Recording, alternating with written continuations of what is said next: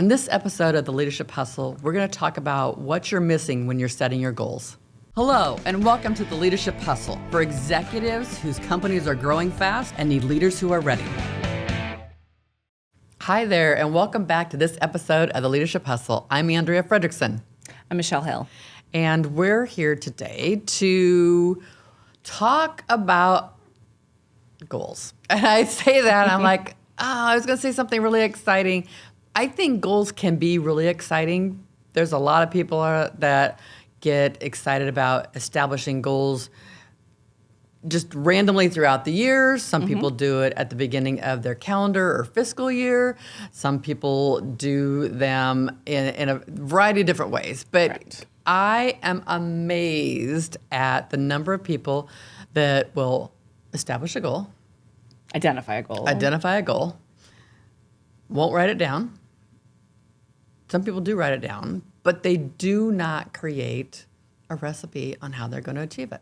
No, there's not necessarily the thought process of a plan and actions and even revisiting what's that cadence, right, of where are we updating, where do we need to adjust, where are we even at with it, until maybe, end of the year when someone's like, hey, how are you doing on that goal?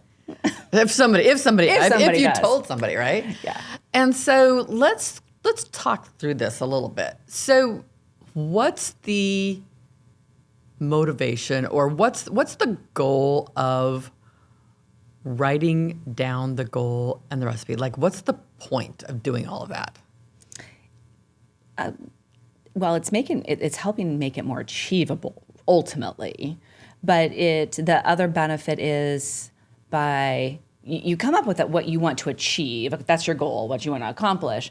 But we don't spend a lot of time thinking about, and this is where the value is, how do I want to get there? What's the current state? What's the situation? What's going on around us?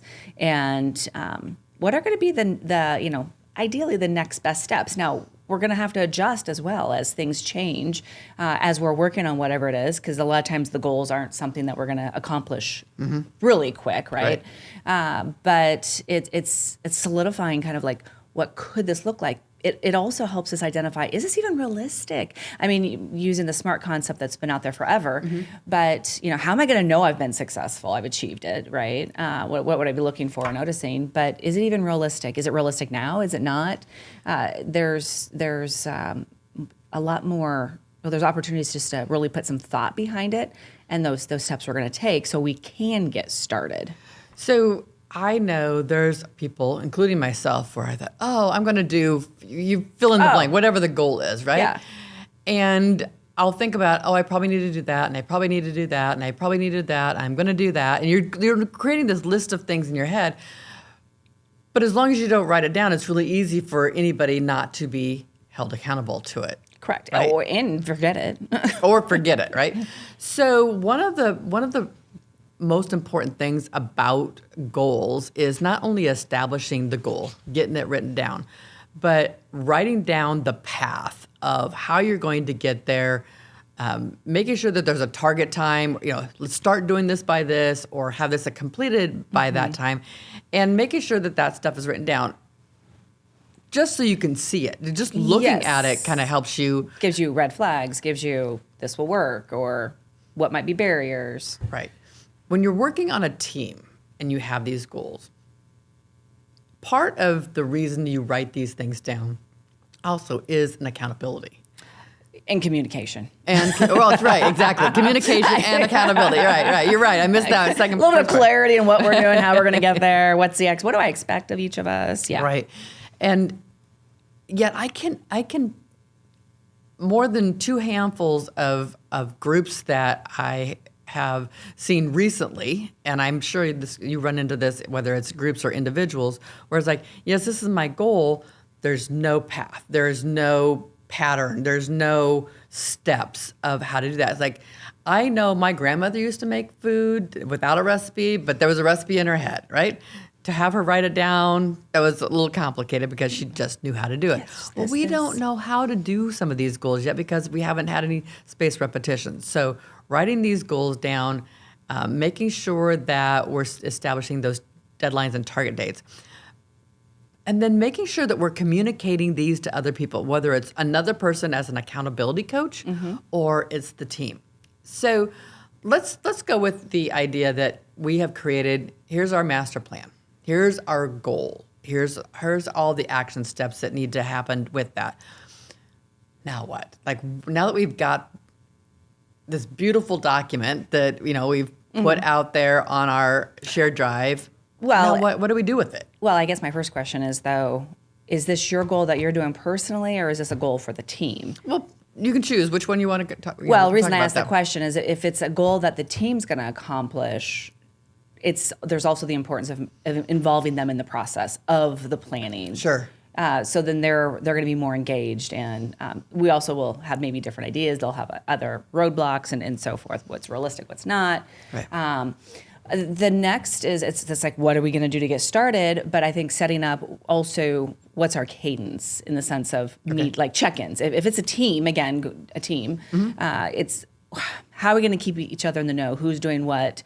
When are we updating? What's important that we're covering? Which then gets into these updates or accountability. Gotcha. Because those updates, right there, we're going to have a deadline that we're going to have X done by our next meeting, right. Whatever that is. It every 2 weeks? Is it monthly? What is that, right? Right. So we have a framework that we tend to follow. We set goals, major goals, over the course of a couple of days, once a year. These are the major things we want to accomplish as a company, and that's what we recommend other people do.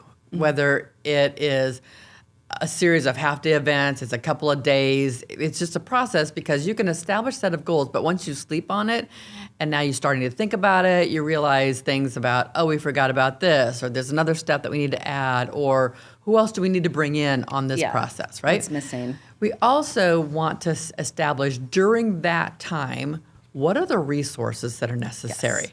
So people will say, I need, just like a recipe. I want to bake this souffle, or I've never made a souffle, so just go with me. I was just saying, this is really funny coming from either one of us. We don't bake or cook much. But if I'm creating a recipe, what are the resources I need? I need a stove that works, right? I need the pan. I need the bowl. I need the mixer. I need the ingredients. I need time. And I need all these things.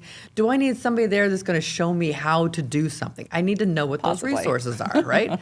So whether it's a recipe for making a souffle or it's a goal and recipe that we need to establish growth in our organization or reduce waste or increase some kind of efficiency or to accomplish some project, we have to know what that goal is, what the timelines are, but what are the resources that we need to establish? Because as you put multiple goals together, we can't all have the same resources at the same time. And so that's where we're putting together at the very beginning of the process, the planning for the year. We're talking about company goals or departmental goals. You're doing this at the beginning of the year. You want to set that up.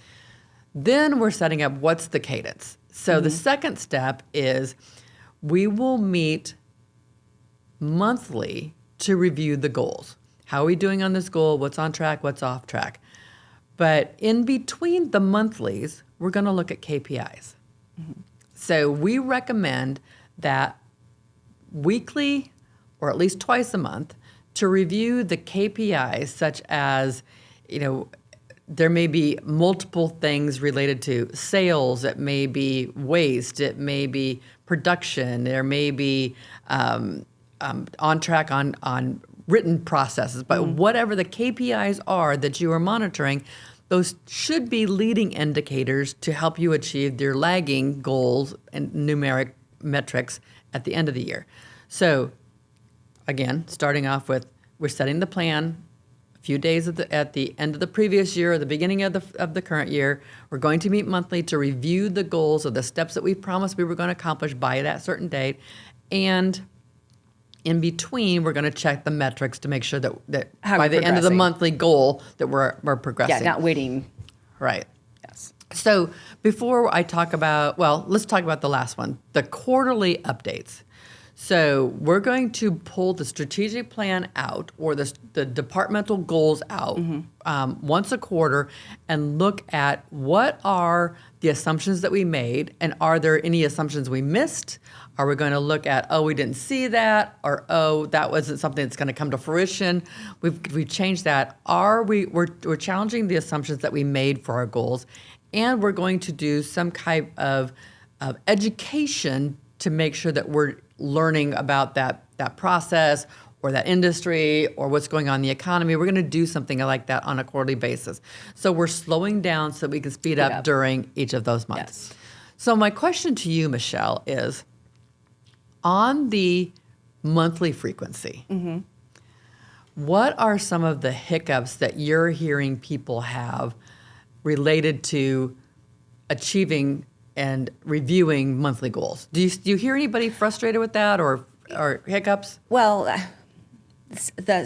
I would say the biggest hiccup is people not accomplishing what they were supposed to accomplish by that meeting.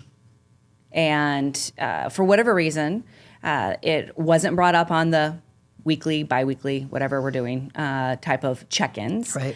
If it was brought up kind of under the water again, where it wasn't obvious and it didn't appear to be as where it is, right? The reality of not happening. That's truly the biggest one. People not prioritizing those goals for that monthly meeting, or recognizing issues as well.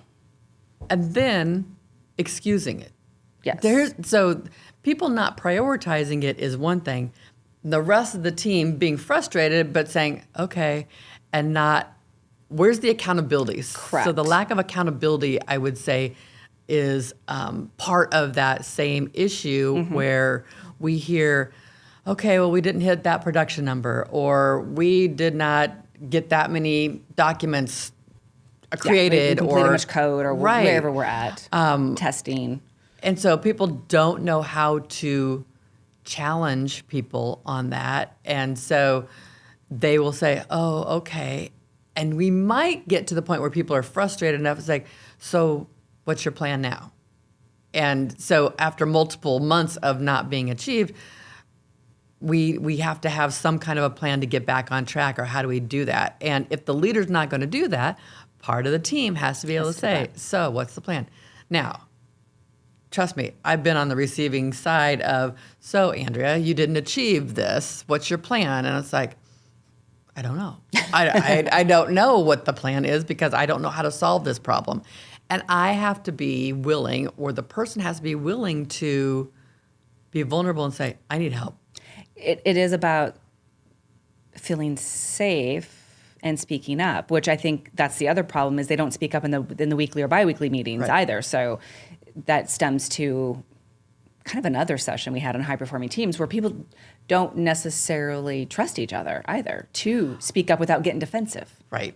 Well, and so if I was vulnerable enough to say, but I need some brainstorming because I'm stuck, I should feel safe to do that. You should feel safe. Yeah. And the better situation, and this goes back to creating clarity of how we work together on this project or whatever it is we're working on, is I shouldn't wait for that meeting either, though. If I'm noticing I'm stuck, if I'm noticing that I'm not, something is a barrier, I need to reach out to whoever that I believe that person is that can help me to say, hey, we're getting, this is where I'm at these first 2 weeks.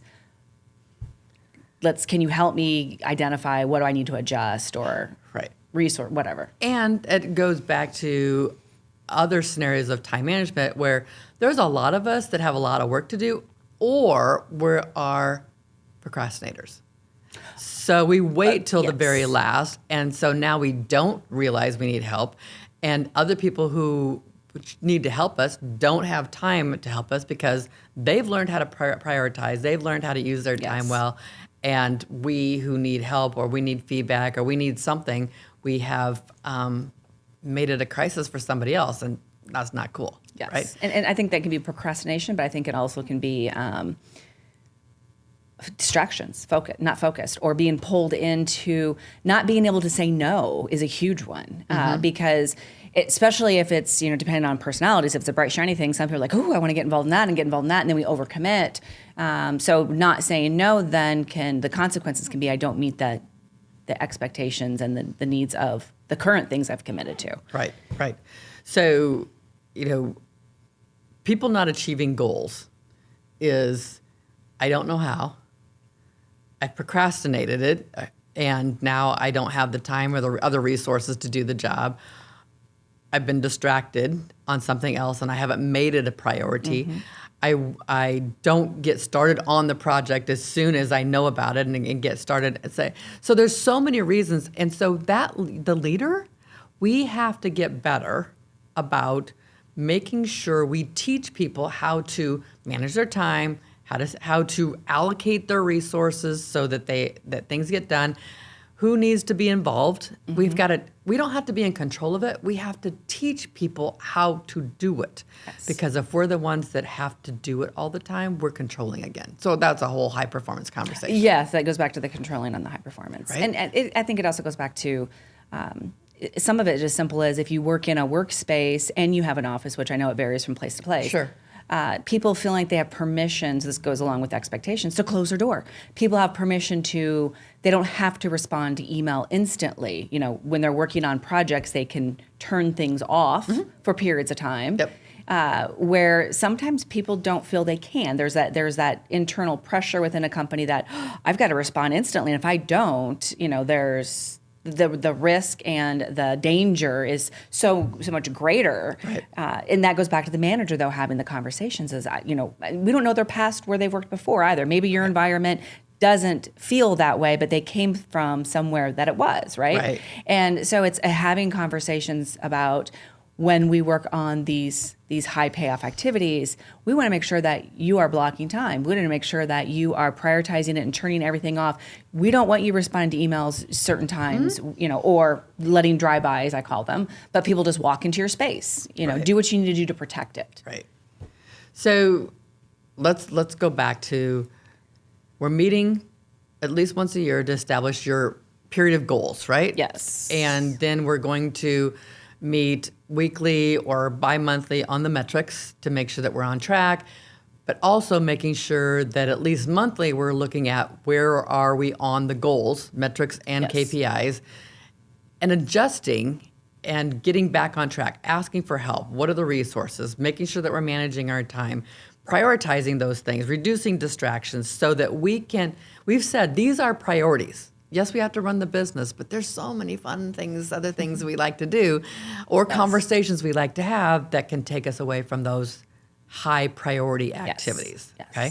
And then on a quarterly basis, making sure that we've gotten away from our routines and that we're working on what assumptions did we make about these goals? Are there variables now that we didn't see? Are there things that are not coming to fruition? How do we make real good course corrections on those things?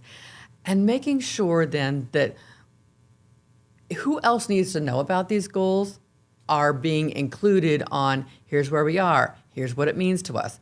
I can't tell you the number of times where we'll see monthly meetings or quarterly meetings with all staff or all team, and they just report the numbers. But there's nothing related to, and how does that relate to what our goal is, or how does that relate to last year or last month? And so telling people what the story is and what it means and what do we need to do and how can you help and all those kinds of things that need to happen. The cascading. Yes, the cascading. Excuse me, of what's going on. So goals. I know that, oftentimes people think about goals as being a beginning of the year, calendar year kind of thing.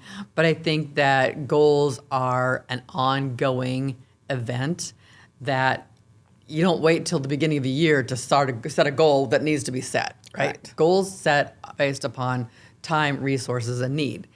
And so establishing and making time and putting those meetings on the calendar so people can work around them And prepare. Prioritize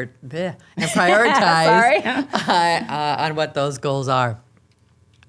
Again, this episode is a simple concept, but it's a little bit more difficult because I think people get only to about 60 to 70% of how goals really need to work. And I think there's another 20+% that people can, if they just put a little bit more effort into it, could make the goals either for themselves or for their company or department much more effective. Yes. Thanks for joining us on this episode of The Leadership Hustle. And don't forget to hit subscribe so you never miss another episode.